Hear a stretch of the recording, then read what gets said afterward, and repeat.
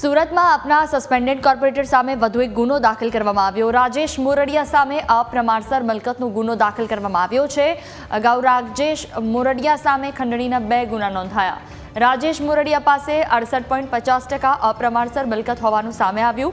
28,78,000ની અપ્રમાણસર મિલકતનો ખુલાસો થયો છે। એપ્રિલ 2021 થી માર્ચ 2025 સુધીમાં મિલકત ભેગી કર્યાનું સામે આવ્યું। પાર્ટી વિરુદ્ધ કામ કરવા બદલ 2 વર્ષ પહેલા રાજેશ મોરડિયા સસ્પેન્ડ થયા હતા। સ્ટેશનરીના વેપારી રોનક પટેલે કોર્પોરેટર રાજેશ મોરડિયા તેમજ પંકજ હિરણી સામે ફરિયાદ નોંધાવી હતી। કોર્પોરેટર રાજેશ અને પંકજે વેપારીની ટેમ્પરરી સ્ટ્રક્ચર તોડાવી નાખવાની ધમકી આપી 7 લાખ રૂપિયા માંગ્યા હતા। વેપારીએ પૈસાની ના પાડતા કોર્પોરેટર રાજેશે વેપારીનું ગળું દબાવ્યું અને પંકજ હિરાણીએ ચપ્પુ બતાવીને 1 લાખ પડાવી લીધાની ફરિયાદ પણ કરાઈ હતી। કોર્પોરેટર રાજેશ મોરડિયા સામે બીજી ફરિયાદ હિરેન ખેનીએ પણ નોંધાવી છે।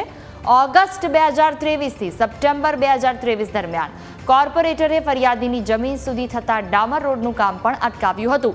ત્યારબાદ કોર્પોરેટર રાજેશ મોરડિયાએ ફરિયાદી હિરેન ખેની પાસેથી 50,000 રૂપિયા પડાવ્યાનો ફરિયાદમાં ઉલ્લેખ કરવામાં આવ્યો હતો।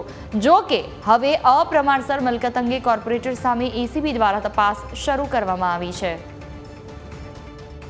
આજથી 6-8 માસ પહેલા લેખિત અપ્રમાણસર મિલકતના આક્ષેપોવાળા એક અરજી હતી, જેની ડિટેલ ઇન્વેસ્ટિગેશનના અંતે આ રાજેશ રાઘવજીભાઈ મોરડિયાનાઓએ તેમની કાયદેસરની આવક ઉપરાંત 68.50% એટલે કે રૂપિયામાં 29,78,000 રૂપિયા જેટલી રકમની અવૈધ સંપત્તિ વસાવી હોવાની રેકર્ડ ઉપર આવતા તેઓ વિરુદ્ધ અપ્રમાણસર મિલકતનો ગુનો રજીસ્ટર કરેલો છે અને તેઓ વિરુદ્ધ કાયદેસર ઇન્વેસ્ટિગેશન ચાલુ છે।